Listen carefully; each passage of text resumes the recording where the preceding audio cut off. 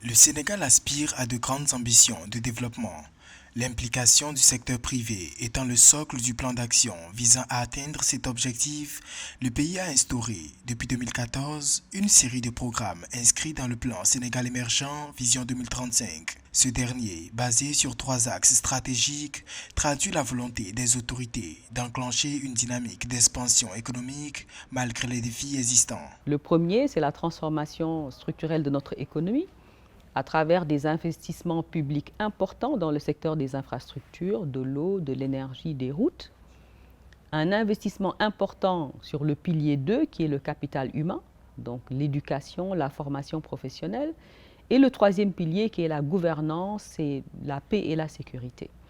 Le pays présente des perspectives économiques satisfaisantes, renforcées par la production pétrolière et gazière. Selon les prévisions officielles, le taux de croissance du PIB réel est projeté à 9,2% en 2024 contre 4,1% en 2023, une fois les réformes structurelles exécutées. Adossé à cette dynamique, le gouvernement a toujours accordé une place de choix à l'investissement en termes de facilitation des politiques fiscales et douanières. Vous savez, à l'époque du doing business, le Sénégal était un pays qui progressait régulièrement dans ce rapport de la Banque mondiale qui donnait un ranking sur la facilité à faire des affaires dans un pays pour une PME.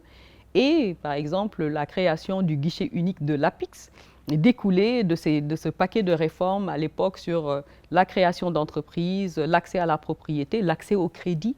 Et ce sont des chantiers sur lesquels le plan Sénégal émergent et le gouvernement du Sénégal continue à investir et à travailler.